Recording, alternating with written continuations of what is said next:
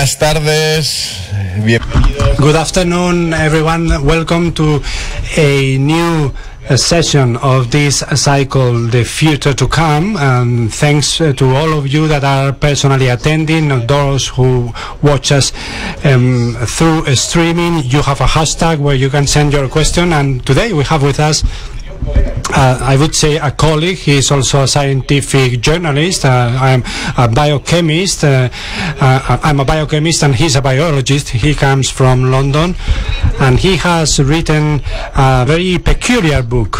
The topic is called Sleepyhead. And the topic is sleep and also sleep disorders. He suffered narcolepsy. And it is really surprising. You don't know how to confront that. And he has some funny anecdotes. In one of the chapters, he speaks about meeting an encounter with a woman who suddenly falls down, but it was a narcolepsy conference, so it was something very common there. So it becomes funny. But he says narcolepsy is not the same as cataplexy, because when you are you are tired, you can just fall asleep suddenly. But cataplexy is when you are euphoric, you are energetic, and suddenly you have a loss of muscle reaction, and you can also fall down. And they resemble each other, but they are not exactly the same. And many people who suffer from cataplexy, when they are told a joke, they have that sudden reaction. So, and I didn't know that. And this type of books that just focus on a topic and they just delve deeper and deeper into those topics and they gather knowledge about the topic are really extremely interesting. He has been 5 years just conducting interviews, and of course it is of a special interest for him, but it can also be interesting for all of us. And with an approach, with a way of addressing it, which is really funny. And as I said before, it is funny. He will have to explain a few things later on to whether it is true or not that something he says in the book, that he had some episodes in Africa just watching lions. Perhaps if you suffer that type of disease, that would not be a good time to fall asleep, of course. I've read his blog as well, and I think that evolutionary vision of the topic gives it an interesting frame. He was also speaking about whether those animals, jellyfish, whether they sleep. They have a neuronal network over the surface. Over the surface of their body, and they have neurons that are very similar to ours, but they don't have a central nervous system. And then evolution, of course, took charge of grouping those neuronal networks and create bilateral interactions and nodes and everything. And at some point in time, the evolution developed sleep. But jellyfish also have something similar to sleep. They just stay on the floor. If there's a vibration, then they wake up and they move around a little bit and then they go to sleep again. It is incredible how sleep can be something essential just for the functioning of the neurons. So reaching that level of detail about something such as sleep, that of course we will be able to discuss topics, very day-to-day questions, what can make us sleep better, or what problems you might encounter if you don't sleep well. But I love that capacity to delve deep into facts. I don't want to take any longer and to leave the floor to our speaker. And you have the hashtag, and I turn the floor over to Henry Nicholls, and he's going to explain, to tell us things about sleep disorders, and some advice to be able to relax and to rest a little bit better. Henry, you have the floor. Gracias, Clara. Thank you everyone for inviting me to Spain. It's great to be here. And I developed narcolepsy when I was 21, so this is a long time ago now, more than 20 years ago. And for most of that 20 years, I thought, sleep, this is something I'm good at. Narcolepsy, most of you will know, one of the principal symptoms is sleeping a lot, or sleeping too much during the daytime. And I thought I was pretty good at sleep. It turns out I was completely wrong. I knew nothing about sleep and had existed for most of my life with narcolepsy completely ignorant of sleep. And I think that is probably where society is in general. We tend not to pay very much attention to sleep or how important it is. There are several reasons for that, I think, and they're largely historical. One is just that everyone does sleep, so no one's really paying attention to this very obvious thing or thinking it's that important. It's just an everyday fact. And medicine didn't really adopt sleep as its own thing. So sleep medicine sat at the edge of the rest of medicine. It wasn't quite medicine.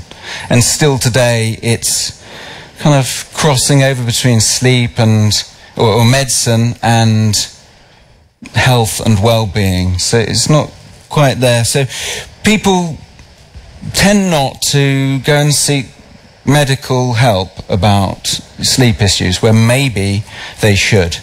But excitingly, in the last 10, 20 years, sleep has become now really quite mainstream. In the scientific community, there's still not enough funding, but we now know a lot more about sleep and the neuroscience of sleep than we ever knew before. It's a very, very exciting time to be thinking and writing about sleep. And there's an awful lot of education that we need to be doing, all of us as individuals, about sleep and the importance of it. So in writing my book, there was this big question, why do we sleep, which was sitting there that I knew at some point I would have to address. You can't really write a book about sleep without. And this was a problem because I knew we don't really know why we sleep or what sleep's for, which is remarkable in itself. Something so fundamental and ubiquitous. We're all doing it every single day for a third of our lives, but we still don't really understand it. How is that possible for a species as intelligent as Homo sapiens? And so I thought, well, the best way to tackle this is to ask people who really should know the answer to this question. So because I come from a journalistic background, I would be setting up interviews, traveling around, meeting scientists, talking to them, and I always made a point of asking them this slightly embarrassing question, why do we sleep? And what was striking was that they always had an answer, but quite often the answers from these people at the top of their game were different from each other, which just means there is no consensus on this, or there is, at the same time, maybe a better way of putting it is there is no simple answer to why we sleep. And possibly, probably, certainly, every single one of their answers was true. So sleep performs multiple functions. If we don't really know what sleep is for, we do know it's very, very important, vital to our existence. We can't survive without it. We need it and good sleep in order to have good daytime functioning. So here are some of the functions of sleep that we now understand or are beginning to understand that almost certainly are occurring. I heard about this jellyfish.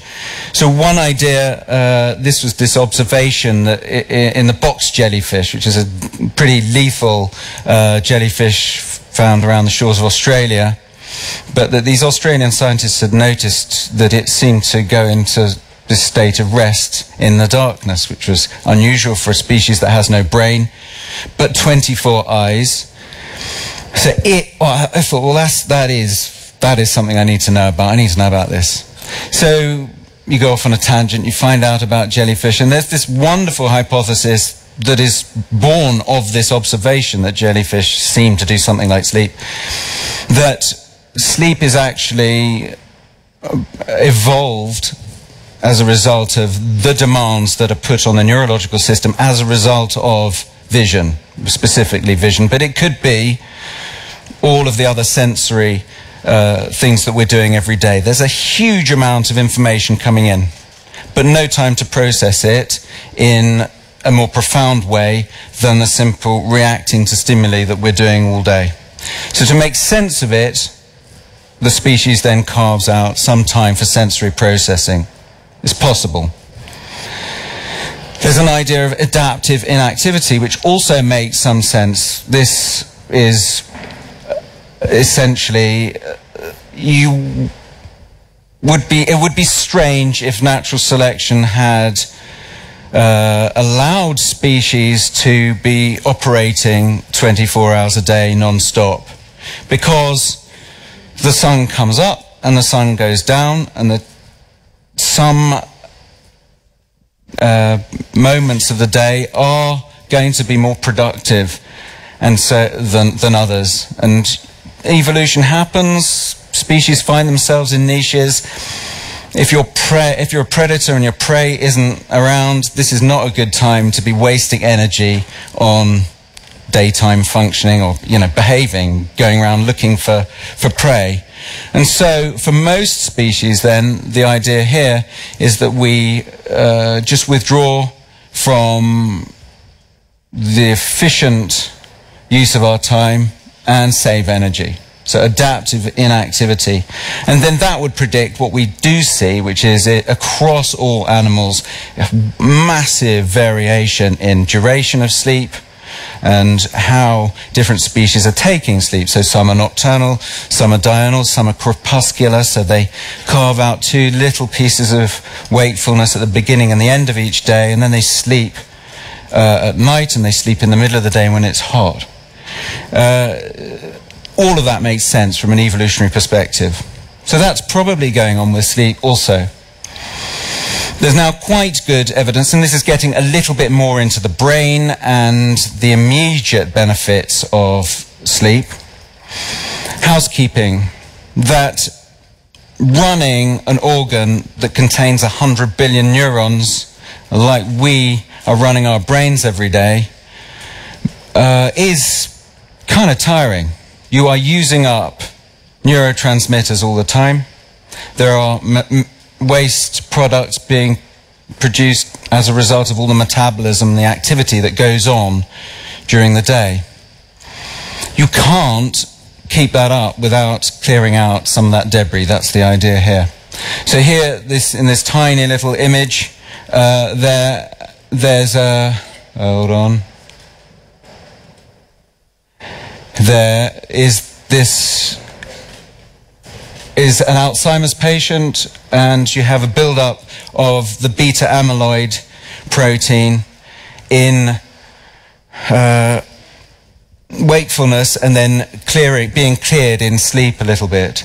So this is going to be happening in all of us probably, is that waste products are being removed and your cells are undergoing the protein synthesis that's needed to replenish all those neurotransmitters you're going to need for the next day.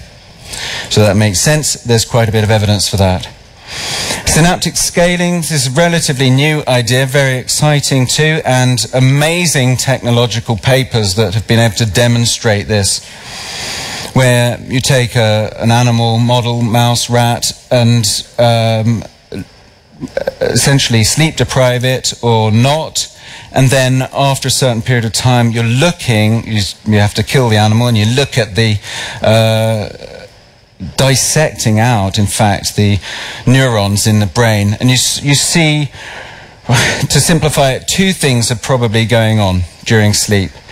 that the synapses, these are the connections between the neurons, are both being strengthened in certain places and being pruned in others, being pared back or reduced.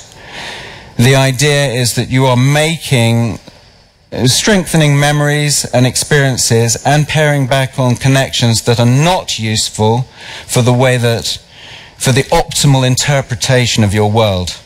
So you need to cut back on some of these wings. Here's some scaling that's gone and some strengthening in these neurons. So this is very exciting and relatively new. A couple of papers published last year demonstrating this. There's got to be a lot more happening there. And of course, dreaming is this rather special state that happens through the night. And I'm not even going to go there. So dreaming is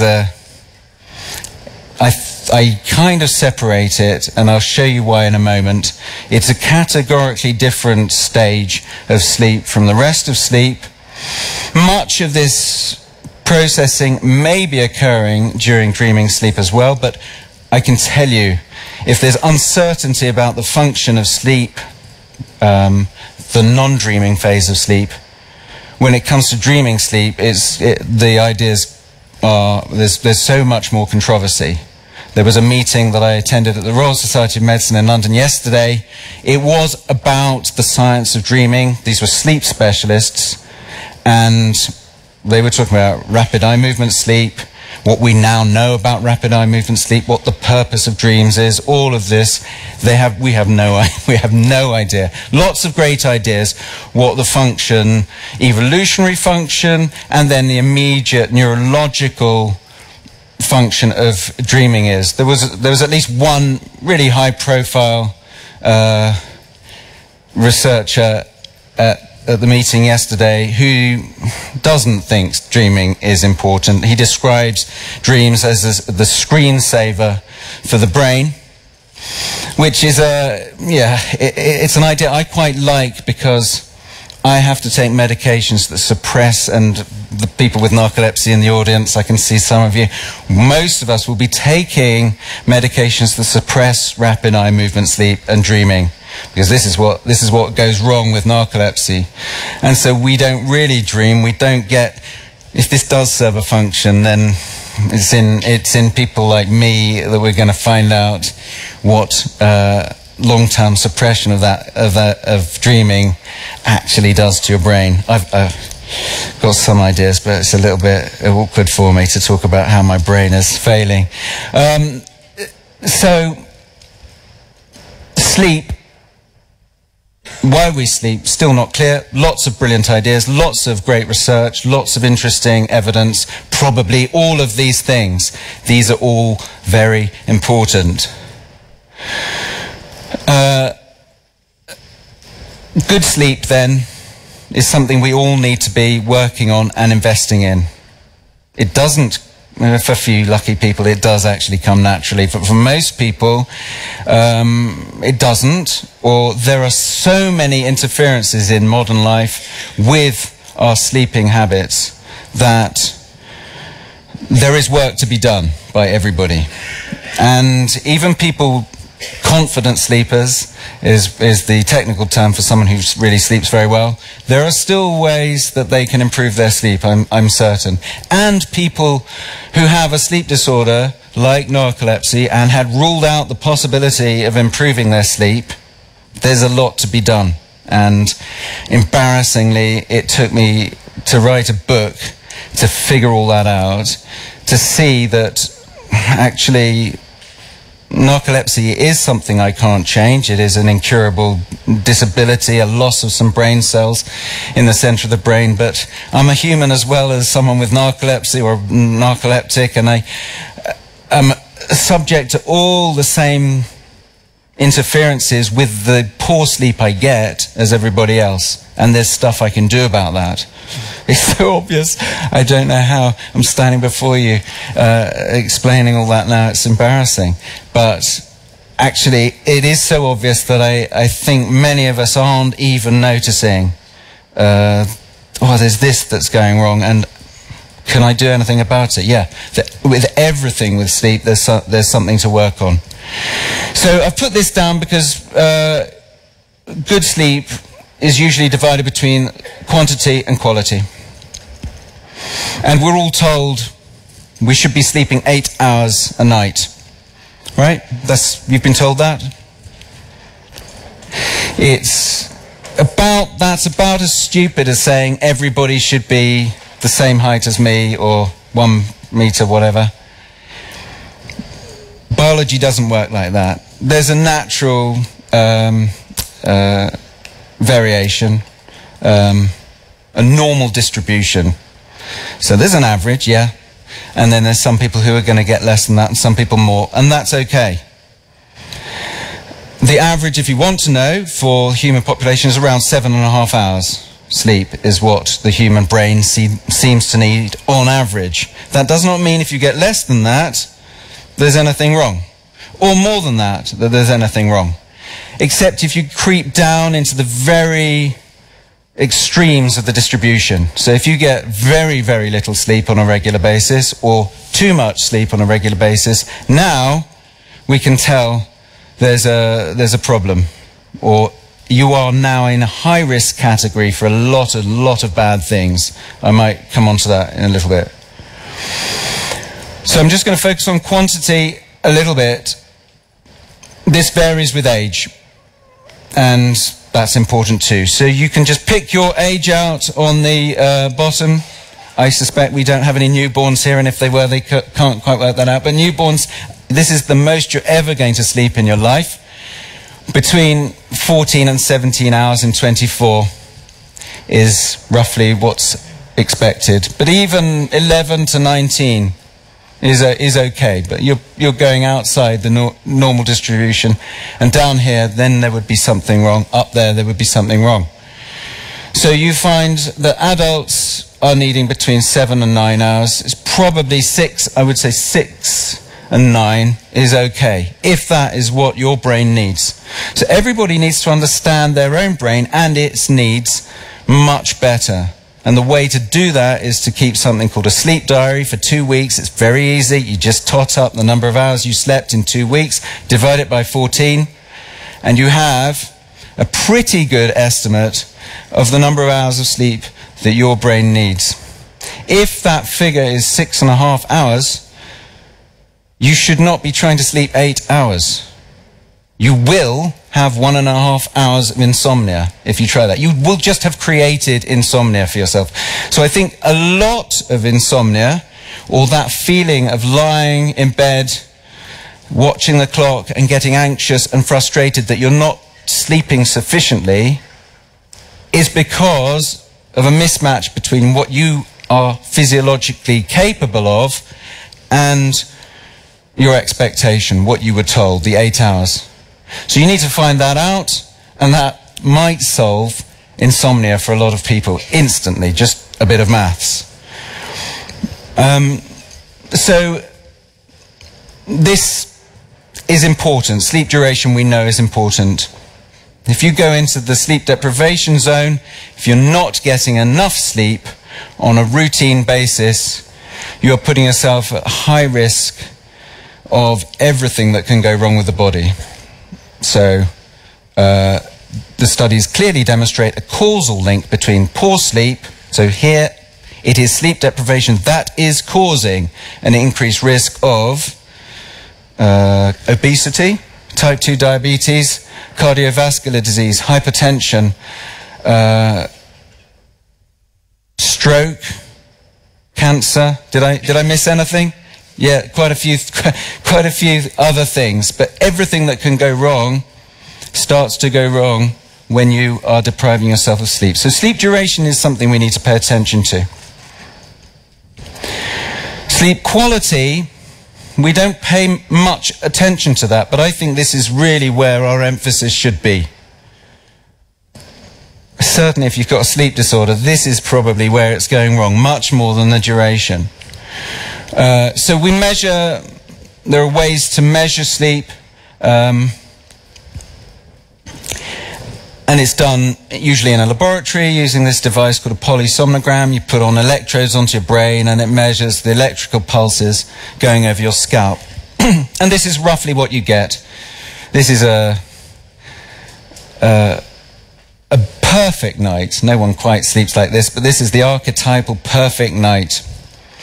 So many of you will be familiar with this, but when you fall asleep, so from waking up here, the brain quickly descends through what we call stage 1, 2, and 3 sleep. They actually call it non-rapid eye movement sleep. It's about the worst terminology I can think of. It's called non-rapid eye movement sleep because it's not the rapid eye movement stage that then happens. So after a period of maybe an hour and a half, your brain comes back out to a lighter, more superficial stage, back through to stage 2, to stage 1 very rapidly, and now you enter this fabulous state, rapid eye movement sleep, also poorly named. Yes, our eyes move rapidly, but fish have rapid eye movement sleep, and no obvious movement of their eyeballs, no eyelids for us to detect this. So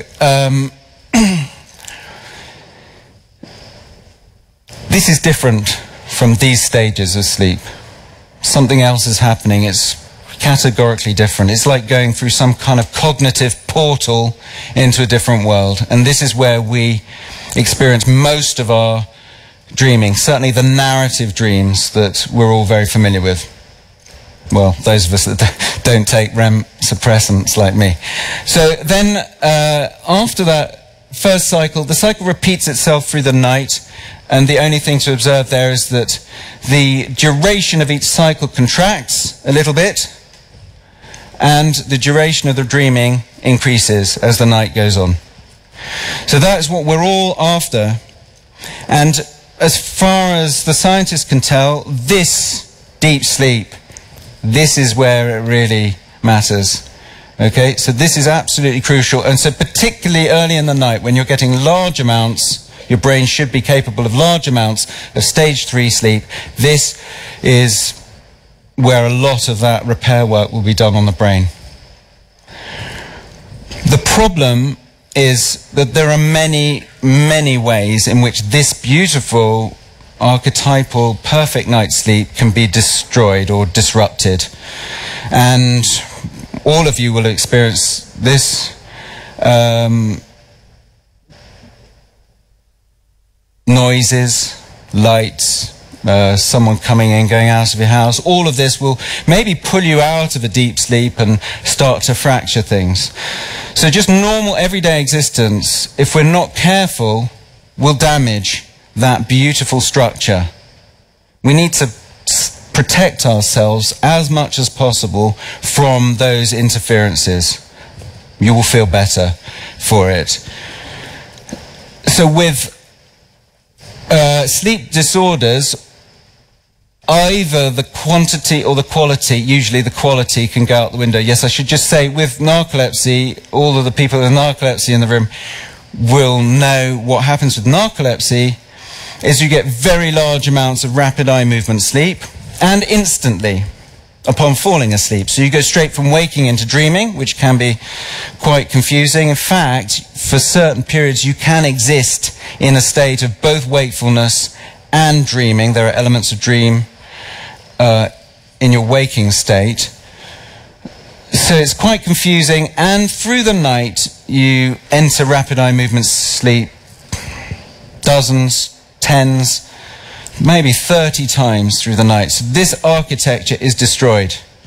What this means is that narcolepsy, I no longer see as what the sleep scientists call it, is a hypersomnia, meaning a lot of sleep. No, you are sleepy the next day, and you do sleep a bit during the day, or a lot during the day for some people, but it's because we don't really sleep at all. So I, all those years, thought I was good at sleep. I'm not good at sleep at all. I get no deep sleep, very, very little deep sleep, which then explains the daytime sleepiness. So narcolepsy, quite profoundly, is a sleep disorder of insomnia as well as then daytime hypersomnia. So when we destroy those, this is the terrifying picture that I alluded to earlier. In the immediate term, your brain just doesn't work as well. So you'll all be familiar with that. That's when you've pulled the all-nighter, and then you go into work the next day, and you're just struggling to get through the day. So you can't concentrate, you're tired, or you're fatigued, you can't process things as well, your memory is rubbish. You will start to show signs of that your mental health is suffering too. You'll be irritable, anxious, quick to anger, moody, and elements of depression will start to come in after 1 or 2 nights with insufficient sleep, insufficient or poor quality sleep.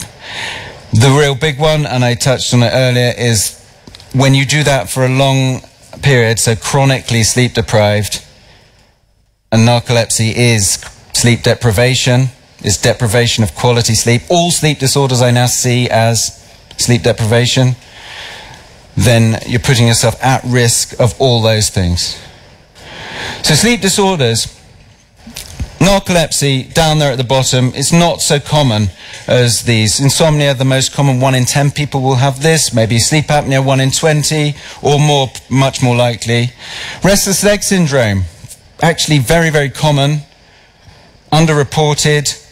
People don't go to their doctors with this horrifying, this is when you cannot sleep because as soon as you stop moving, this terrible sensation in your legs begins, and the only way of stopping it is to move them, which obviously stops you sleeping. Other limb movement disorders, sleep paralysis, sleepwalking, sleep talking, all of these parasomnias at the borderline between sleep and wake can interfere with sleep. Circadian sleep disorders, very important, and especially the way that we interact with artificial light and deny ourselves exposure to natural light.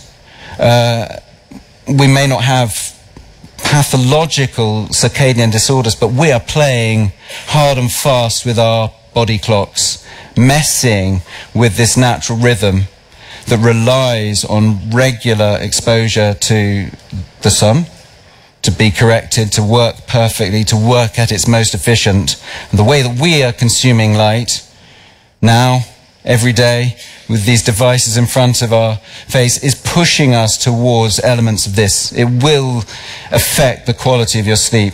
And then narcolepsy. It only affects maybe 1 in 2,500 people. That's the official figure. It's likely to be much more common. It is...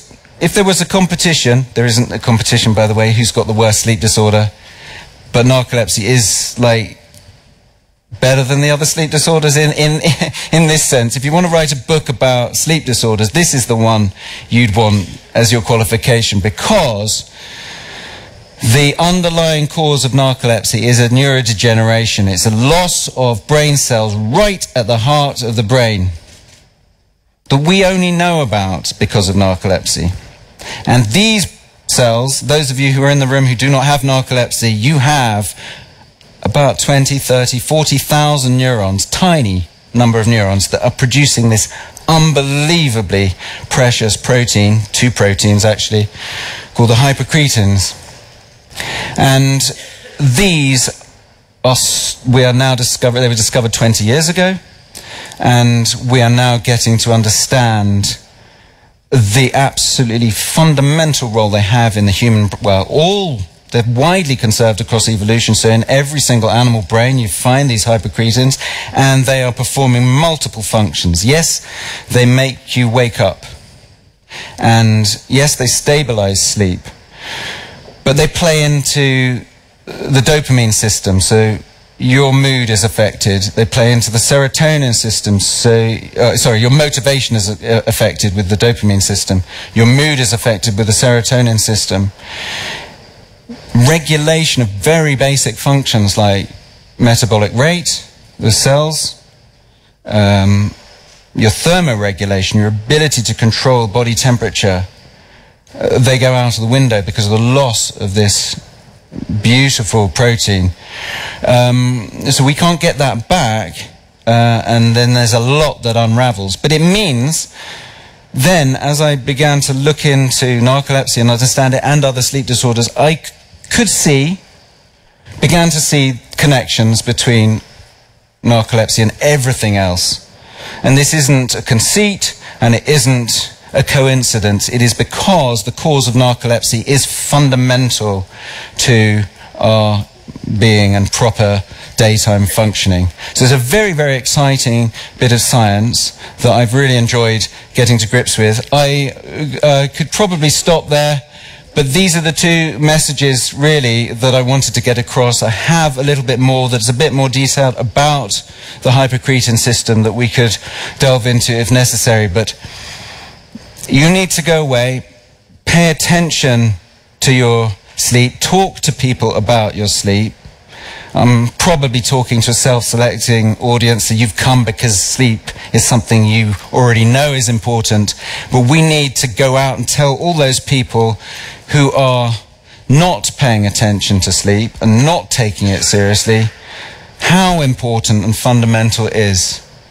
It might be the single most important public health measure that we could implement is to raise awareness about sleep and start in small ways to improve the sleep of individuals in our society. There is no health condition for which that would not be a good prescription. Sleep, good sleep, will make you more healthy with everything. It will reduce the risk of every single ailment you can throw at me. Sleep, good sleep is good across the board. So it will reduce incidence of obesity, for example. So you can focus on obesity, great, but why not start with the big underlying platform for humans, which is proper night's sleep. Thank you.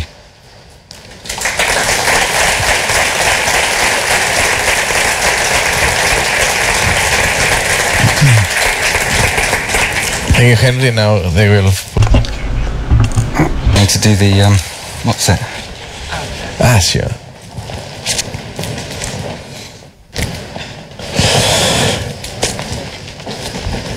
Es difícil. It's difficult. Okay, let's see. It's important to mention that after the talk, Henry will be signing books. And well, it's not that you ask 1,000 personal questions, but if you have if anyone has some kind of disorder, that person can explain his or her case. The causes for these sleep disorders, I don't know if it's genetics, from development. Is this a matter of habit? Sometimes I have poor habits. So maybe one day I go to bed early, another day I go late. Sometimes I sleep more, I sleep less. Is that, could that cause a sleep disorder?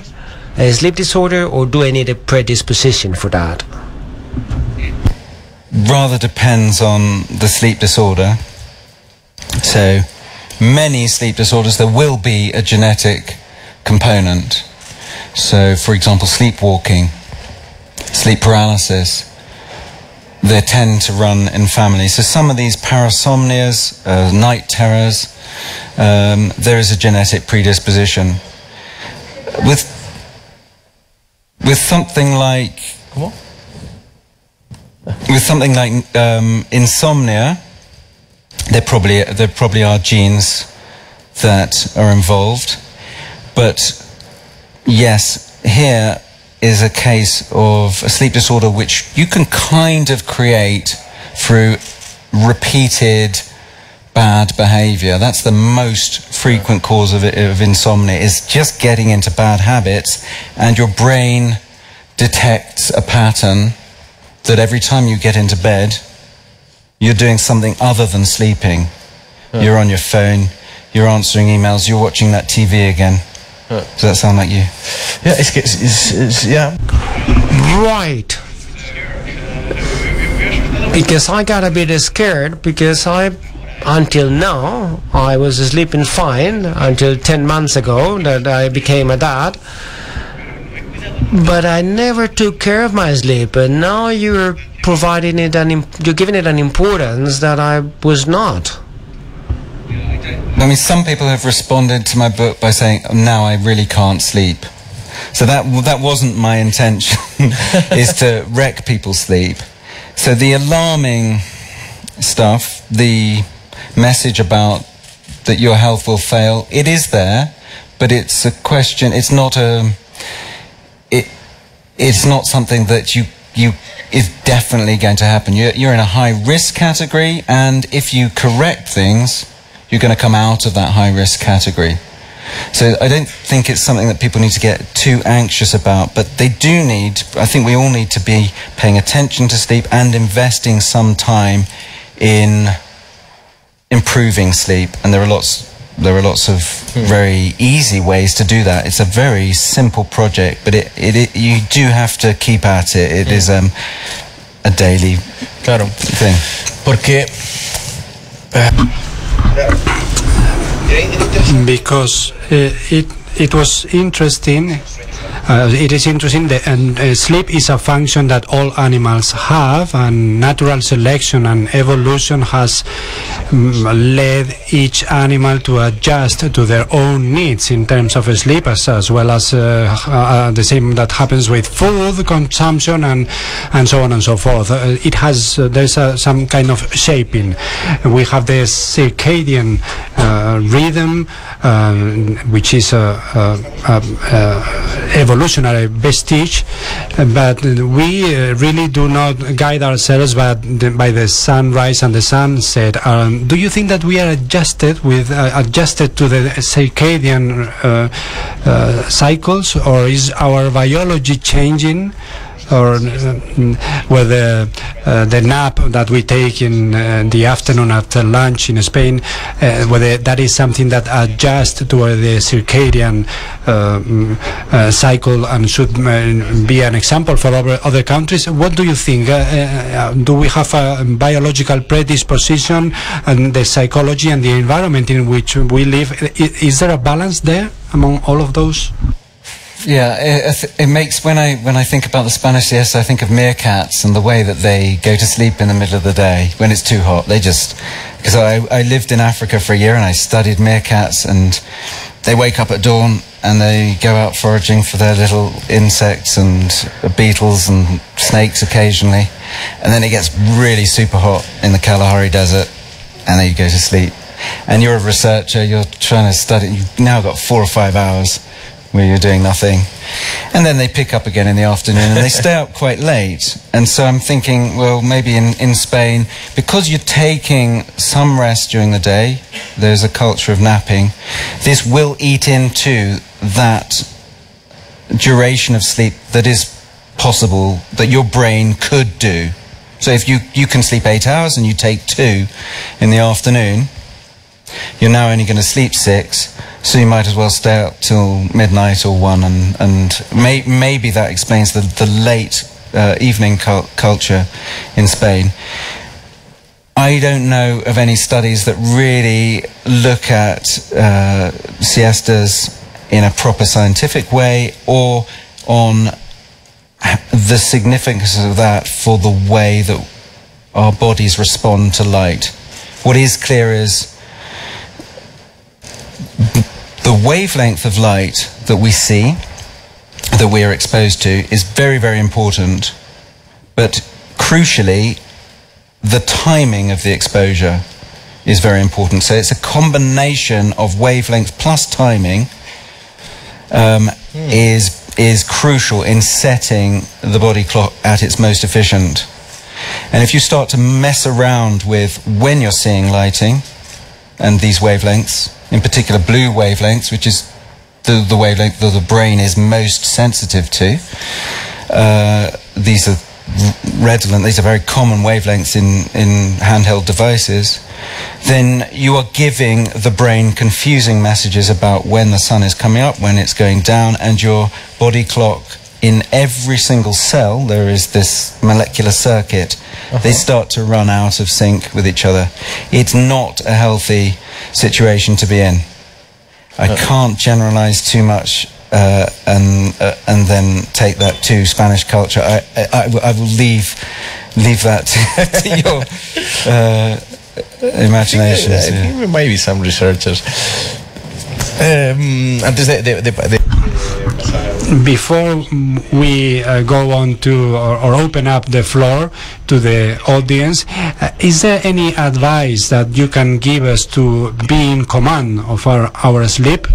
It is interesting, and sometimes I think that you are sleepy, you feel sleepy, and you are falling asleep at a point in time that you don't want to, and you want to keep awake, and you cannot prevent it really. If you are hungry, you can forget it and avoid eating, but if you are sleepy, you cannot help it really.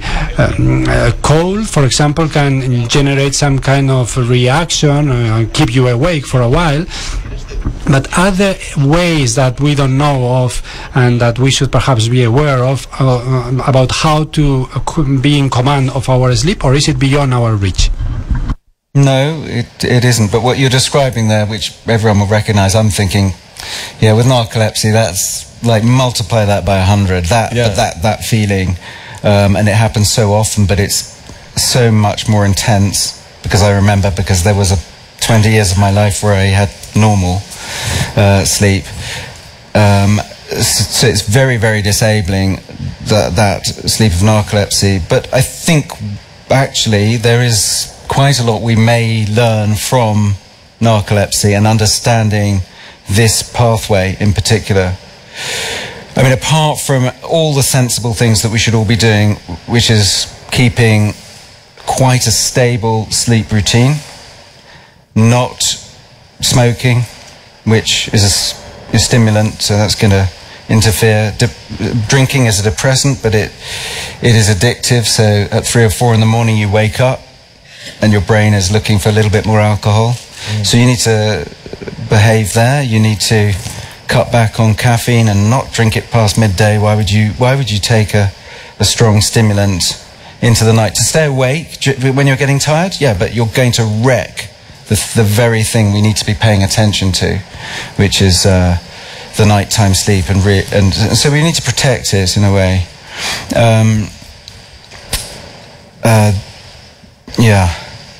The narcolepsy, for years, the sort of go-to treatment for people with narcolepsy were massive stimulants. I mean, still, that's kind of what I'm prescribed and take every day, and it allows some kind of degree of improved function for some people. It's more or less effective. For some people, it really does nothing. But the downside, of course, of taking massive stimulants is that the poor sleep you had is going to get even worse at night.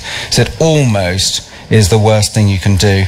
And there's this rather wonderful, at least for a writer, paradox, is that the most effective treatment now for narcolepsy is a massive sedative, like the strongest sedative you can buy or you can get prescribed. It's called sodium oxybate. I don't know, do you guys take? Yeah, okay, so there's some people who nightly are sedating themselves to take out that superficial rapid eye movement sleep, and for the first time in their narcoleptic lives achieve deep sleep. And you have to ask individuals, but most people say this has absolutely transformed their lives. But it's to write about or to think about, that tells me also that the nighttime sleep in narcolepsy is actually what we need to be focusing on, less on the dysfunctional day. If you looked after the night, you function better in the day. Good. Interesting. Vale, ahí había una pregunta. I think there was a question over there. Sorry, she's not using the microphone. Y sí. There's a microphone. After you, there was something behind you.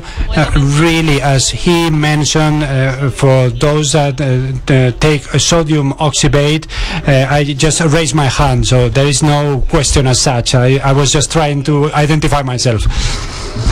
No, I just wanted to say that the nap, taking a nap is excellent, but if you work and you are narcoleptic here in Spain,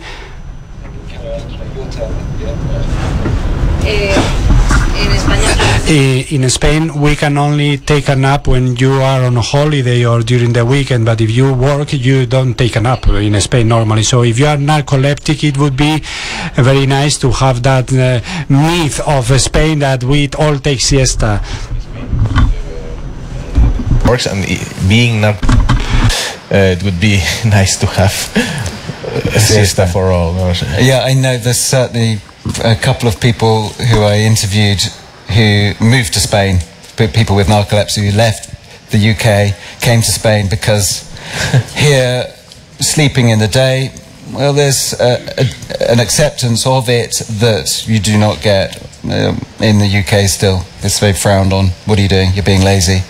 So very quick to judge people who are sleeping in the daytime. As everyone with narcolepsy will know, this is you're instantly labelled as feckless, lazy, stupid, and that I can handle that, but I worry very much about children with narcolepsy, especially undiagnosed narcolepsy, having to put up with that for many years. What that does to you. Yeah. ¿Alguna otra pregunta? Any other questions? Is there anyone here? I guess so. There's a question there. Is there anyone with an experience with some sleep disorder? You can share it with us. It is not just a stream of consciousness, but I had a sleep disorder. There is sleep paralysis. I had apneas, interruption of my breathing for, I don't know, around.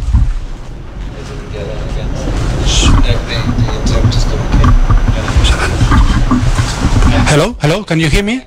Okay. In the past, I had a sleep paralysis, and I just stopped breathing, and my body tended to wake me up.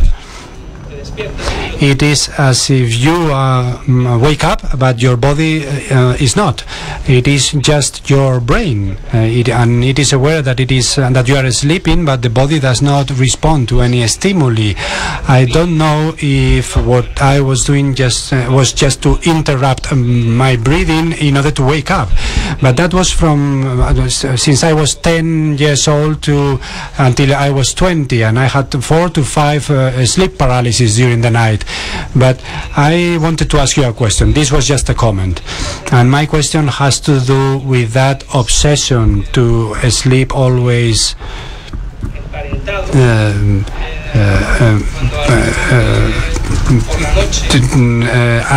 at the same time, whereas perhaps there are people who at night have some night movement, night vibration, sounds and everything perhaps might alter your way of sleeping, and sometimes that's my speculation, but I think that sometimes sleeping on your own is nothing wrong, but we all have that tendency to think that you are not daring to say it bluntly, clearly.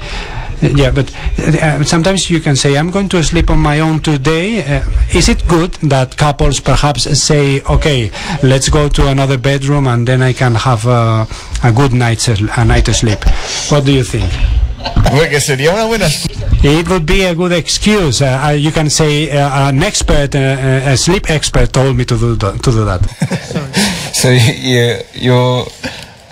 there are a couple of sleep disorders where you might think about this, but of course when you're sleeping in separate rooms, then this may take a toll on your marriage, which might be You know, so you're going to have to make a sensible compromise decision about whether to sleep separately. You're likely to sleep better if you're sleeping on your own, just because you're isolating some of the variables that will interfere with sleep.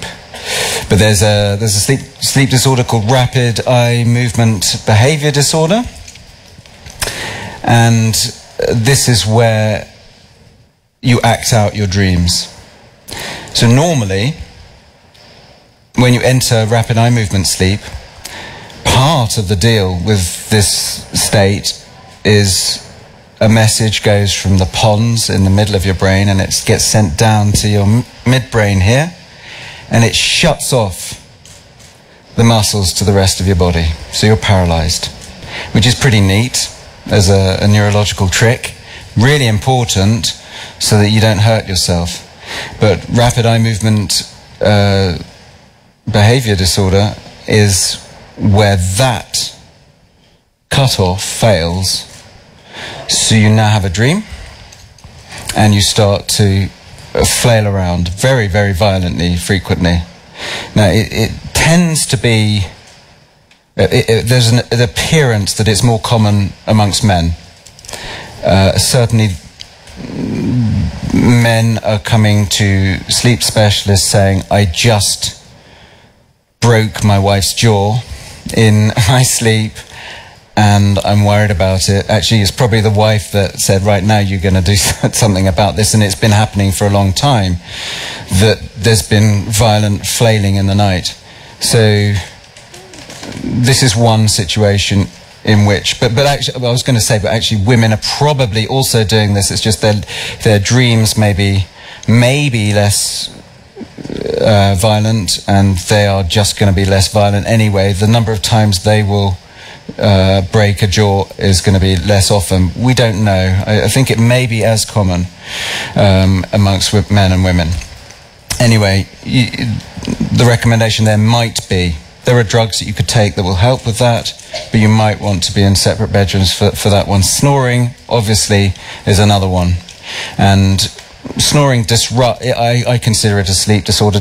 It's a sleep disorder, frankly. We tend to make light of snoring as if it's not very important, but loud noises are going to interfere with sleep, so they will definitely be interfering with your bed partner's sleep. It's a breathing problem. You're getting less oxygen. It's the thin end of the wedge that is ultimately sleep apnea, where you actually stop breathing in the night, and snoring is an indication you're heading that way. So you're getting less oxygen, and this will interrupt your levels of carbon dioxide in the blood will rise. You have a message, chemosensors in your carotid arteries, which will sense this and will start to alert you so that you come out of sleep. So snoring, even where you don't quite wake, it keeps bringing you out of any deep sleep you might have, and sleep apnea definitely will be doing exactly that. So in a very real sense, the sleep of someone with sleep apnea is quite similar to the sleep of someone with narcolepsy.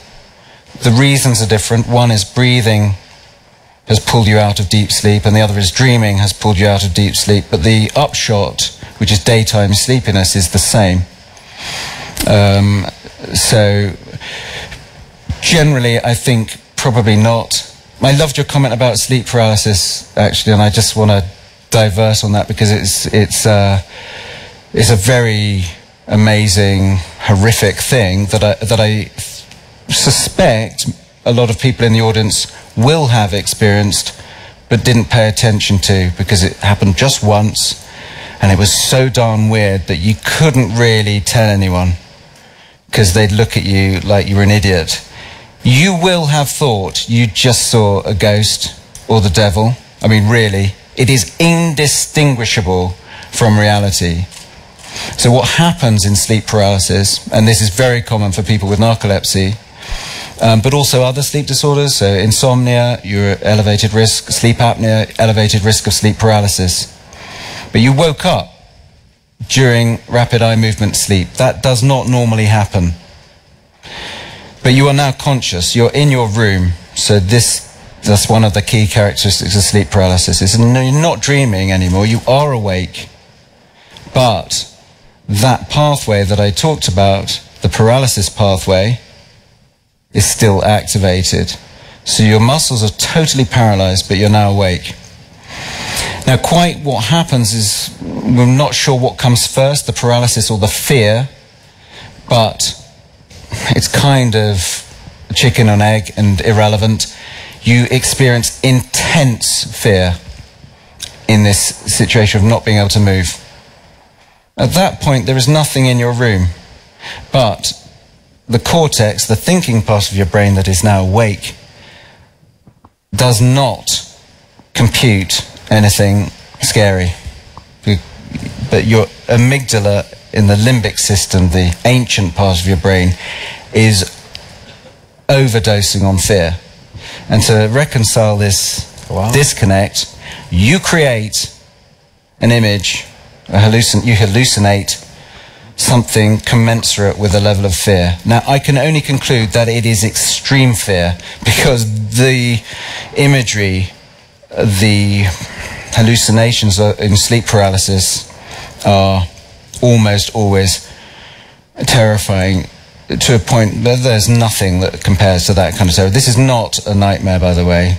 I mean, this is the original nightmare. They used to just refer to this phenomenon as the nightmare back in the 17th, 18th, 19th centuries. For some reason, it became generalized now. Nightmare is something much more benign, but this is horrific.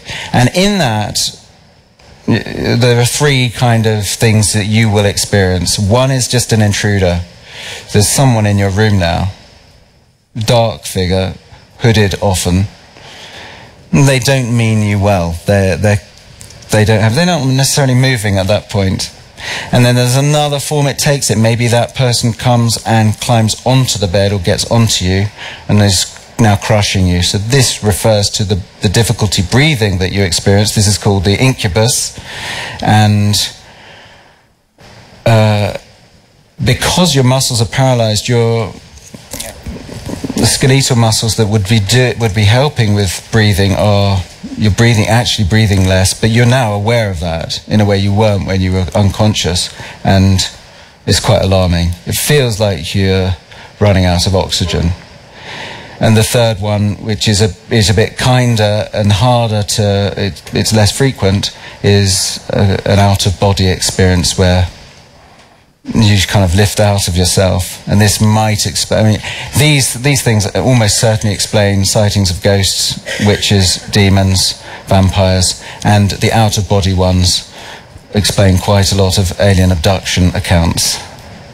But sleep paralysis. So, could you just, let's assume this is a general audience. Would people put up their hands if they recognize the phenomenon of sleep paralysis? So you have to be in your bedroom, you have to be unable to move or speak, and you're frightened, and there's probably something there.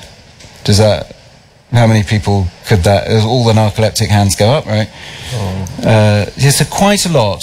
So when you look at the studies, the prevalence of this in the general population is like 8% of the population will experience sleep paralysis at one time, once, maybe in their lifetime. If that only happened then, you don't tell anyone about it, but you also think you saw a ghost.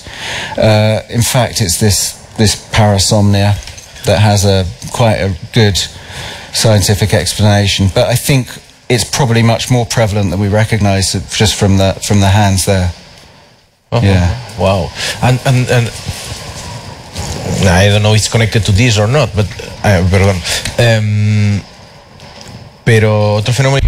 But another phenomena, I wrote a book about science and sexuality, and I remember there was a small chapter talking about sexsomnia.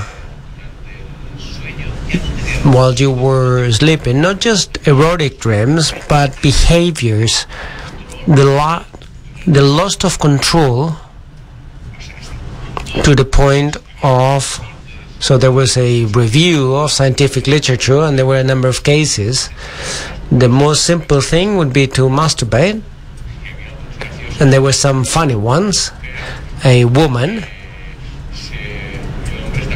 So the man was very happy because when she was sleepy, she was a lot hotter, and she used to do things that she would not do when she was awake. But some of them were severe. For instance, a couple. He was not the biological father of his daughter, but going to the daughter's room, towards the daughter's room. I'm not going to go into detail.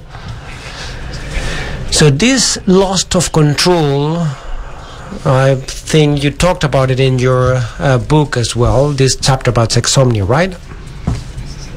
What's called, no, actually this is happening during the deep sleep now. So because you're able to act out things, that paralysis has not been activated. This is the same state that you would be in when you are sleepwalking. So you can get up, you can do quite a lot there, but you have no cognitive or you're able to move around without hitting walls.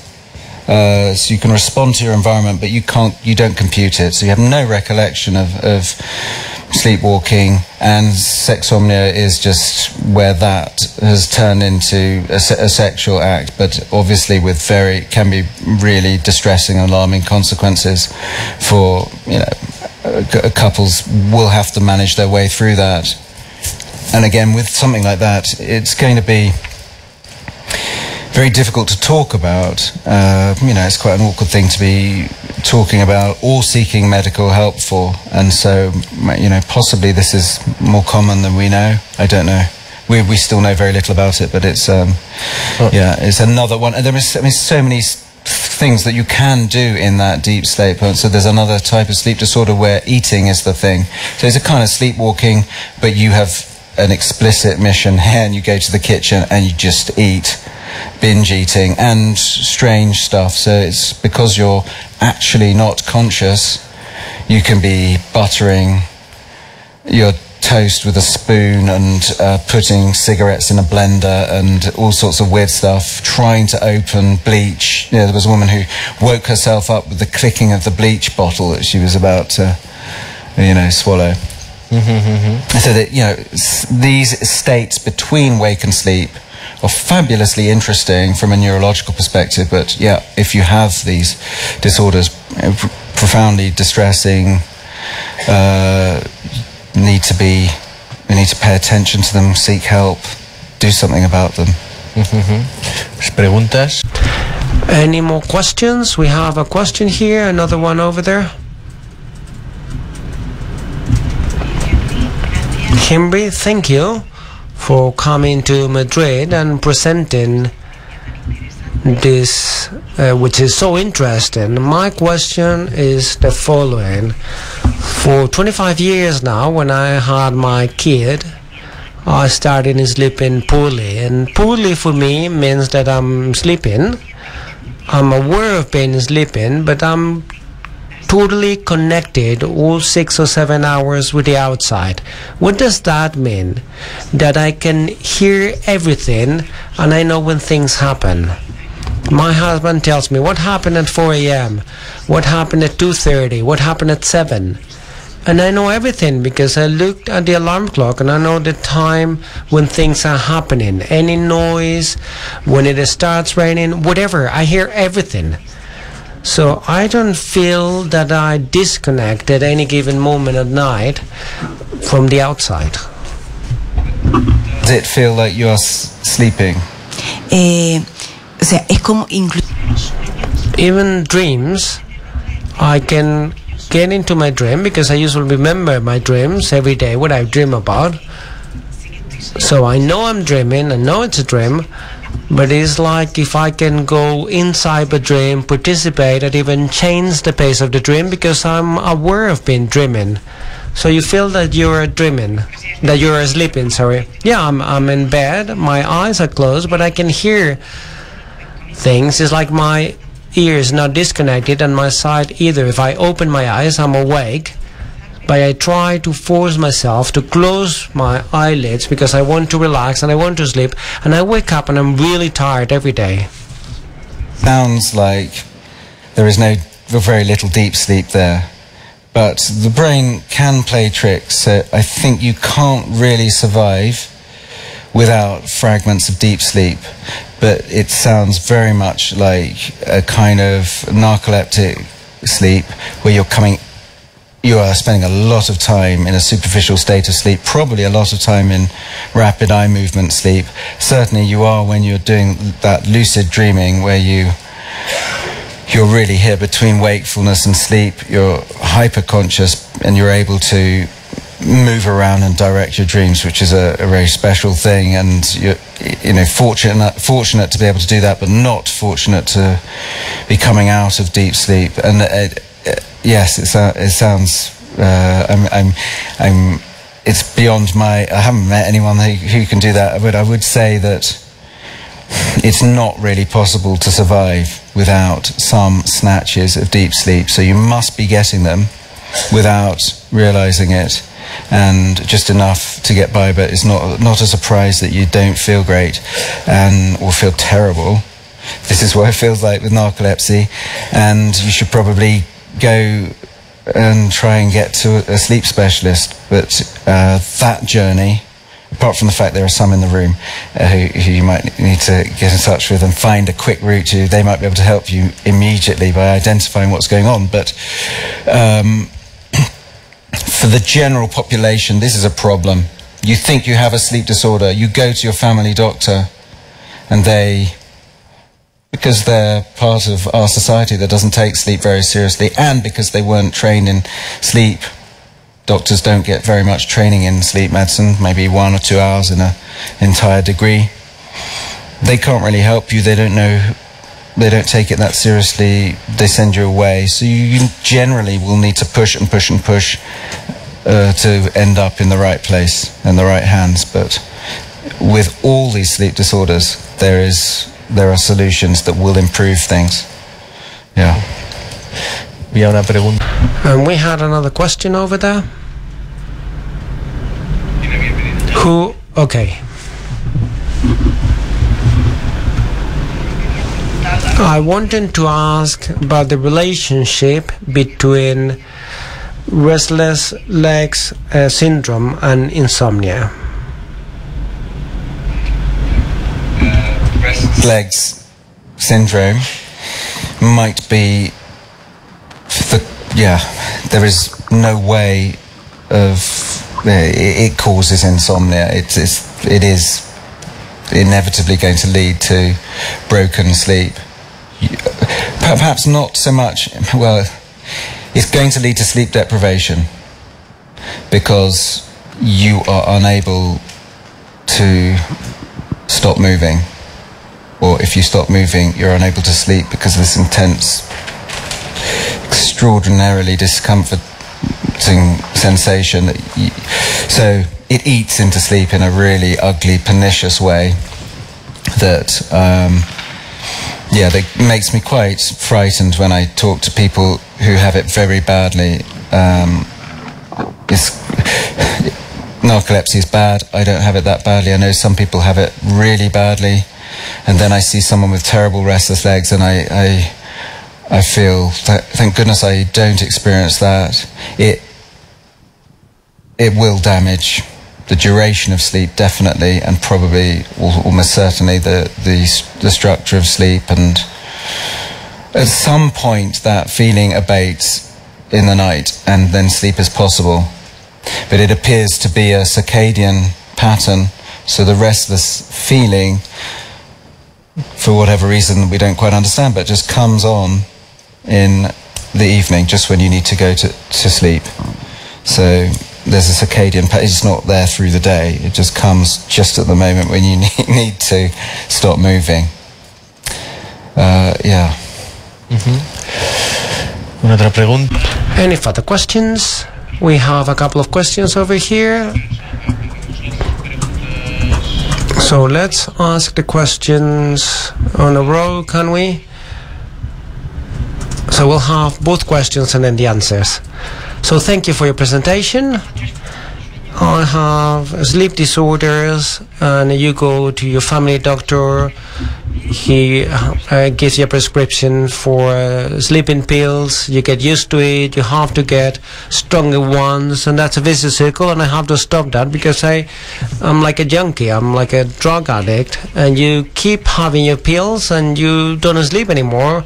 So I don't know what you think about the sleeping pills. What's your opinion about it? Presumably in medicine, but that story is very, very common. Your family doctor gives you pills and hopes you go away and hope it will resolve itself. So sleeping pills are advised. I'm not a doctor, but I've talked to enough doctors that I know that they will be prescribed for acute insomnia. So you couldn't sleep for 1 or 2 nights, and maybe in that context sleeping pills help you get some rest. But you're absolutely right. It should never be a long-term project, taking sleeping pills. So if it's not resolved and whatever stresses you were under that caused you to lose sleep aren't resolved and you're still not sleeping, you have to seek other treatments. So if it is insomnia that is the problem, then sleeping pills, just get rid of them, and you need to go for, you need to do cognitive behavioral therapy. Which is just it sounds a bit wishy-washy. Honestly, if I'm honest, I thought it was. So I went to my doctor, my sleep specialist, and he said, how are your symptoms of narcolepsy? And we've got them pretty good under control, and I'm managing them really well. But the one that was really annoying me was sleeping badly at night, fractured sleep, and then being awake. And he said, right, you're going on a course with a room full of people with insomnia. And I thought, oh my goodness, they're going to hate having someone with narcolepsy in the room. So, because I've heard what people with insomnia say about people with narcolepsy, and embarrassingly, I have said that I wish I had insomnia. But I went on this course, if I'm honest, so that I could write a better chapter about insomnia. But I realized I had very real aspects of insomnia, and of all the things that I've put into place over the course of writing this book, the techniques I learned about how to manage sleep on that course have done the most improvement to my poor sleep, but it's made it so much better. And they're quite simple techniques. This is beyond sleep hygiene and all that you should be doing. But this is just 1 or 2 key techniques that are aimed at breaking what has become a habit, a psychological, I'm not sleeping well because you've built up, for whatever reason, lots of reasons can result in this kind of chronic insomnia. But yes, and the evidence, everything in my book is ruthless about evidence. There's no guff in there, and there's a lot of stuff that purports to help sleep, and a lot of it is, I'm afraid, nonsense. So all the things I was very careful about. These CBT for insomnia is the gold standard treatment. That's what the evidence says, and for most people a course of that will really help. Damos estas 2 preguntas que había. Okay, so we had 2 other questions that were already requested. Good afternoon. My first question is there any ideal position to fall asleep? And the second question, what would you recommend? As I work and I study, sometimes I have to finish my projects, and I would like to know if I finished late at night, or should I wake up earlier to finish my homework?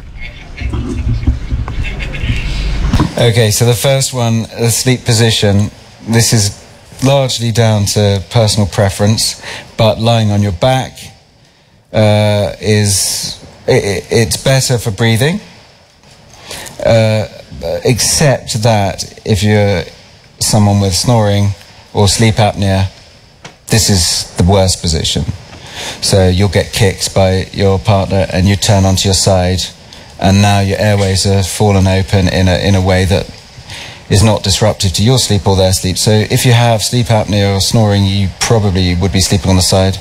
But and sleep paralysis.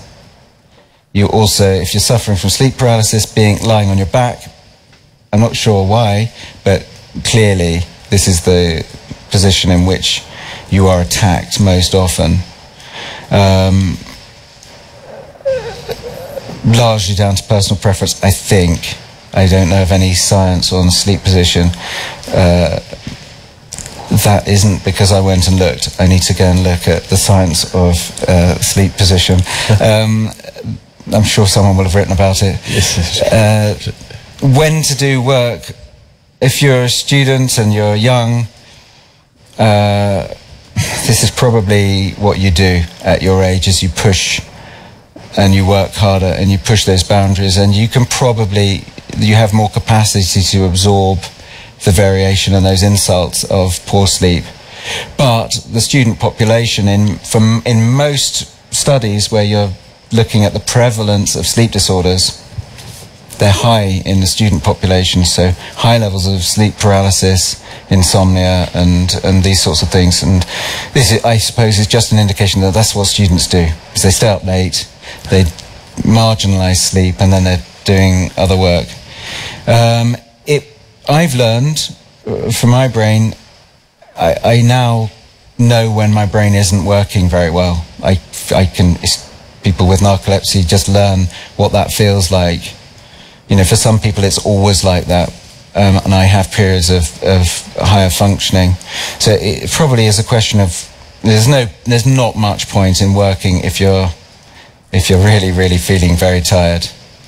And in fact, that is probably a bigger message about when to sleep.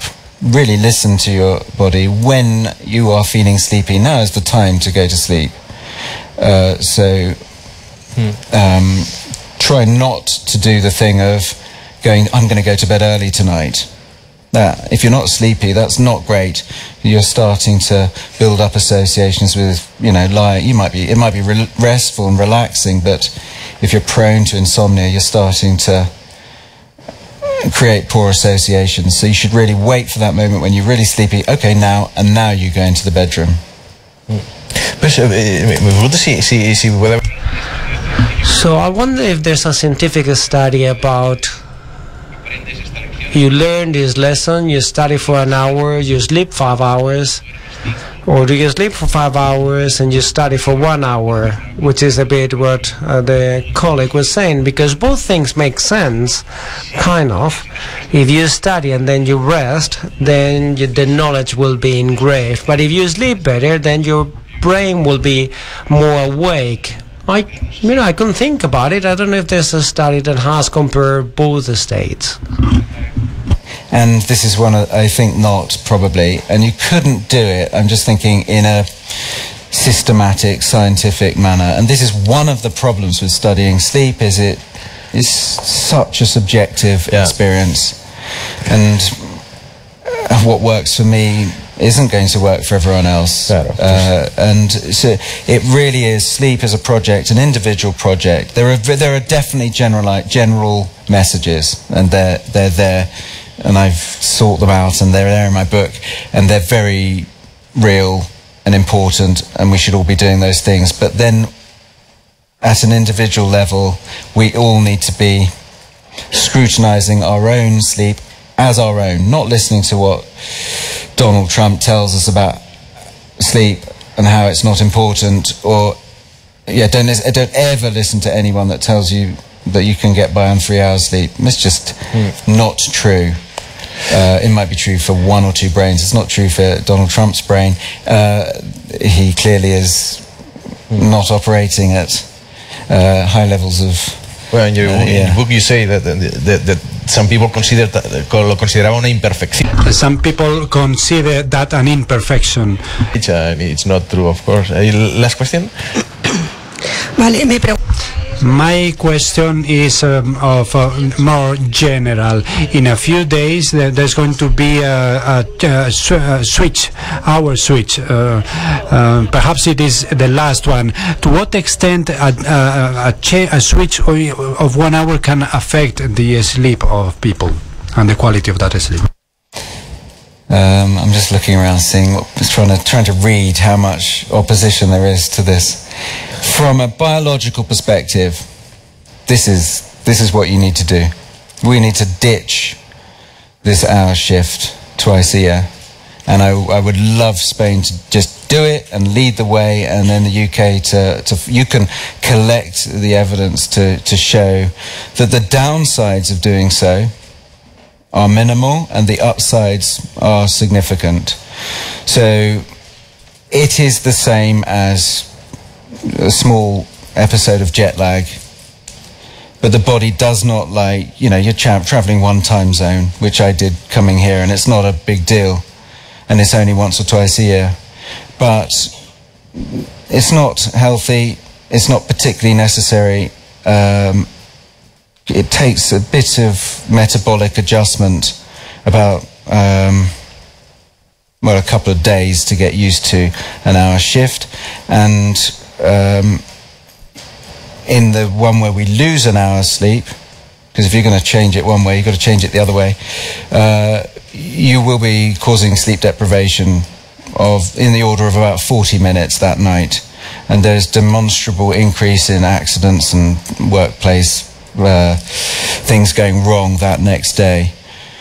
But just from the cellular point of view, they want to be responding to the ultradian rhythm, the changing seasons, just in a gradual way. You can't cope with a massive change like that. It's not good. And the same, so any kind of time zone travel is not particularly healthy. We do it, but you don't want to be doing too much of it and going crazy, and it will have the same impact on your health as shift work, which is where where you're running counter to the sun.